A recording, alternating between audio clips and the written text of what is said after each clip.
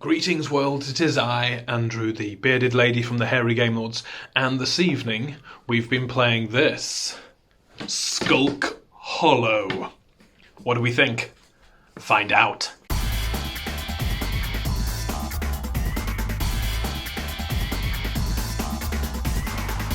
Okay, so first things first, I have to say the artwork on everything is brilliant.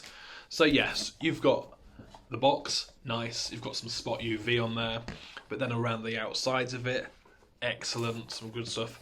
I really like the way that, as you can see, the little kind of meeples, or the little fox meeples, they're used throughout the game. So they're used here on the outside, nice, but they're also used on some of these other things as well. So when the Guardians are fighting and they show the characters, they show these little fox meeple things. Love it, really, really cool. Also love the artwork on the board. I mean, look at that board. I don't think I've ever seen a more kind of beautiful looking board. Love that kind of comic art on there. It's double-sided in case you can't tell where the different areas are. They've put the dotted lines in there, but here they've used the shading. We went with the shading tonight because we're clever. Also then, so I've been the Foxen Heroes. So you start off with the King of War. He's pretty bobbins. He's got a lot of power and he's got a lot of health, but that's all he does. Then there is the Queen of Blessing. She is brilliant and she heals all other Foxen heroes, including herself. Fantastic. Then there's the Prince of Guile. He's pretty bobbins, actually. Only got 2 lives and was knocked out pretty quickly by Aussie Phil. And then there's the Princess of Tactics. Fantastic. So whereas the Prince can get anything out of the discard pile, the Princess of Tactics can use power to give any ability or action to any of the other Foxen heroes. So there are some different...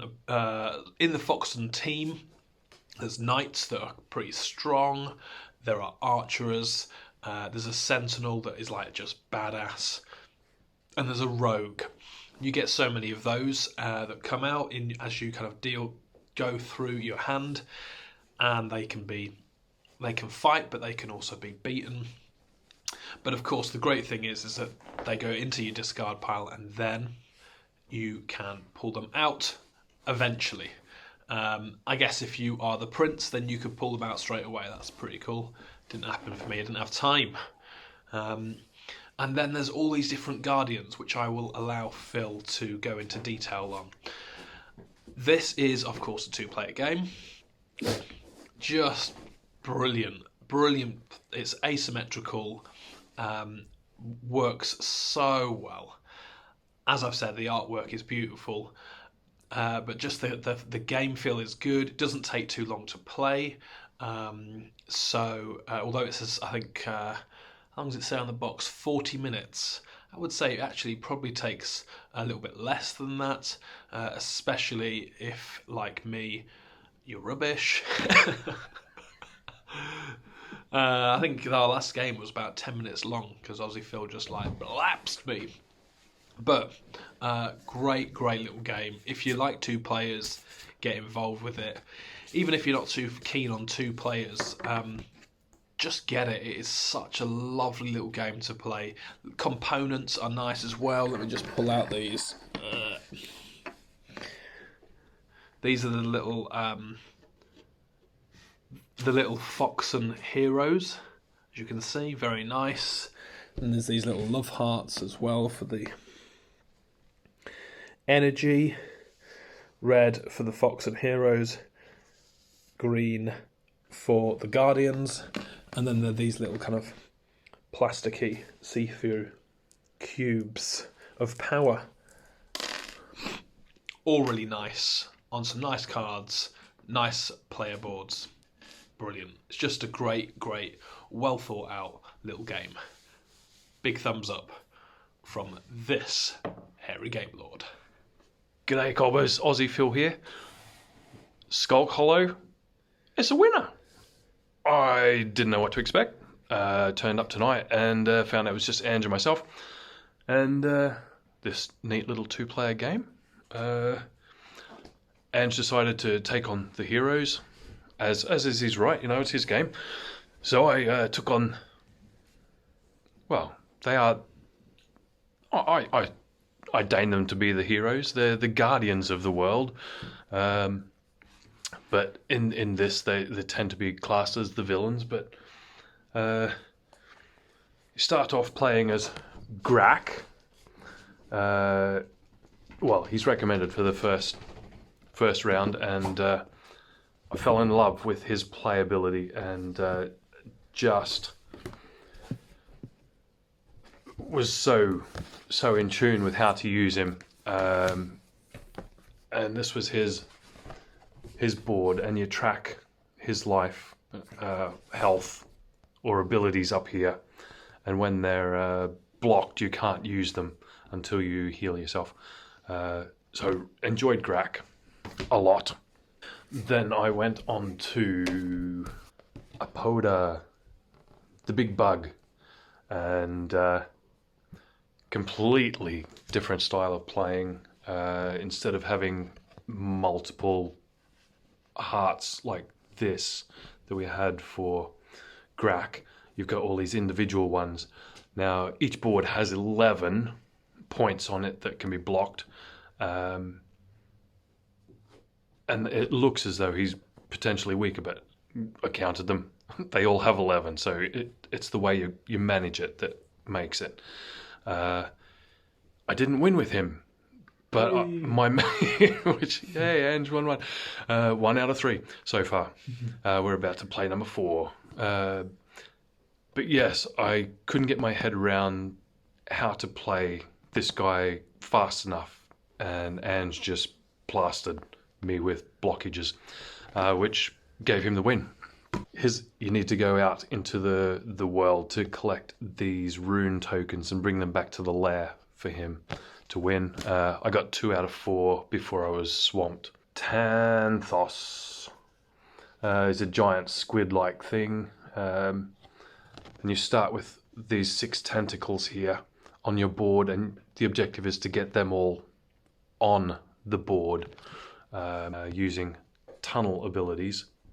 And then he has these other abilities where he can drag the opponents off another square into the tentacle, and you can crush them, which is fantastic because that's how I won.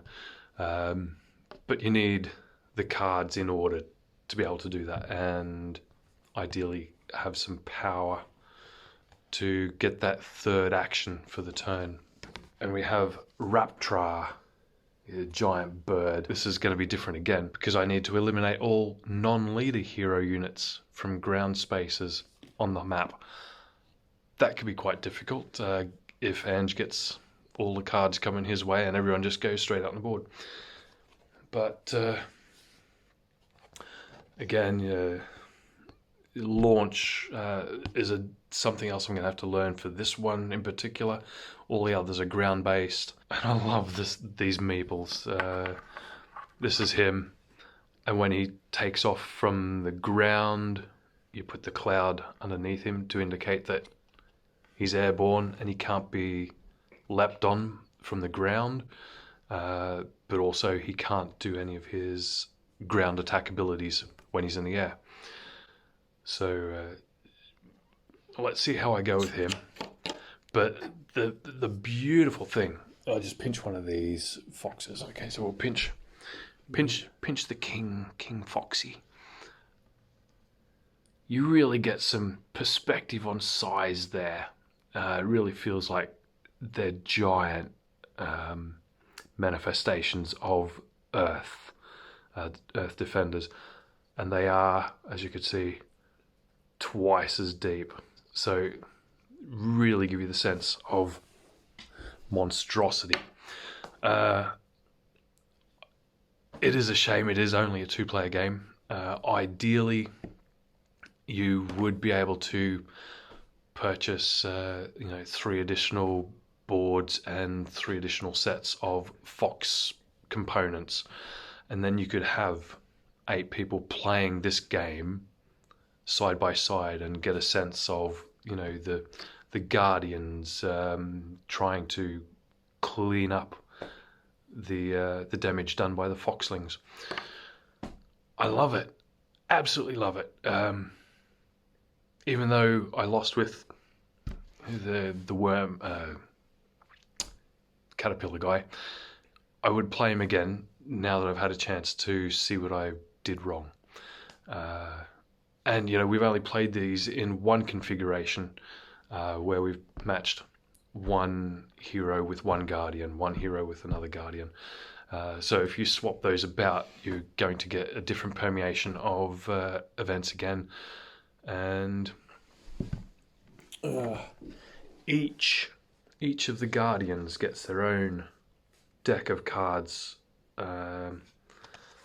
which brings out different abilities. The components are wonderful. The board's thick. These are nice and thick, durable. Thin, but you want them to be thin to be playing in front of you. Love the artwork, as Ange said. I don't know. There's something about it. It's just cartoony. It invites you to imagine and immerse yourself in this world of giant guardians protecting what they've created, or what's been created and they've been left to defend.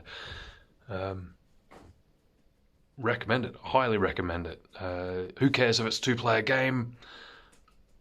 It can be quick, or you can be going, oh, I need the cards, I know what I need to do.